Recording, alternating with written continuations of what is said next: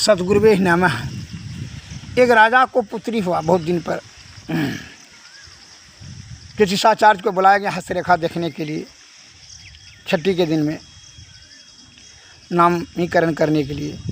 हस्तरेखा देख करके पंडित जी ने देखा कि लिखा था कि इस लड़की से जो शादी करेगा वो सम्राट बनेगा। इसको लालच हो गया, मन तो विषय की ओर ही ले जाता है, मन बड़ा बेईमान होता है।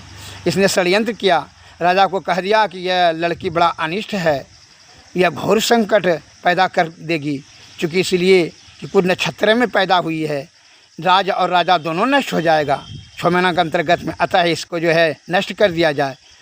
तो फिर कहा कि जीव हत्या लगेगा, बाल हत्या। तो कहा हाँ, तो इसको जो है लकड़ी का बक्सा बना कर करके इसमें जो है बंद कर करके ताला चाबी से जो है इसको जो है गंगा नदी में प्रवाहित कर दीजिए, जिससे कि आप जी को जीव हत्या का महापाप से बच जाइएगा। तो ठीक कहते हैं पंडित जी। ऐसा ही राजा साहब ने किया।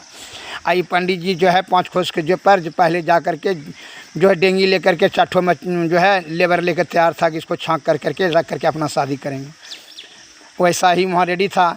इधर से जो है राजा साहब ने फंसा दिया लड़की को बक्सा में बंद करके के 3 कोस की दूरी पर जो है मछुआरा के जाल में फंस गई वह बक्सा से उकाल के देखा कि लड़की थी। गांव के जो है किसी गरीब आदमी को दे दिया, गांव के मुखिया ने, भाई पालन पोषण करो। पालन पोषण करने लगा। और इधर जो है तब जो है उसी गांव में जो है एक भालू पकड़ा था, वो बड़ा बदमाश था। गाय का बच्चा, बकरी का बच्चा, आदमी का बच्चा खा लेता था वो रात में, इसलिए उसको जाल में फंसा के रखा था। और यही भालू को जो है उस बक्सा में बंद कर दिया और ताला चाबी लगा कर नदी में भसा दिया। और जो वहाँ पंडित जी था जो है षड्यंत्र करके जो लेबर लेकर के उस जो है वही जाल में, पंडित जी के जाल में वो फंस गया भलवा। जो पंडित जी ने घर में ले जा करके जो है वो बक्सा को अकेला एकांत में खोल करके जो है देखा कि लड़की तो है उसमें होबे करेगा। तो उसमें बस जैसे बक्सा खोला तो भालू निकला। भालू जैसे निकला बस जो है पंडित जी का मुड़ के चिबा लिया, खा करके चिबा लिया। पंडित जी भालू का भक्षण किया गया। अतः मनो इच्छा सर्वनाशम दैव इच्छा परवली राजकन्या राजद्वारे विप्र भालू भक्षकी। विप्र जो है भालू के द्वारा भक्षण किया गया है। मन का इच्छा सर्वनाश होता है, मन के इच्छा से ही जीवात्मा की दुर्गति होता है। हे बंधुओं, मन और अहंकार का त्याग कर करके चित्त और बुद्धि से कार्य करो।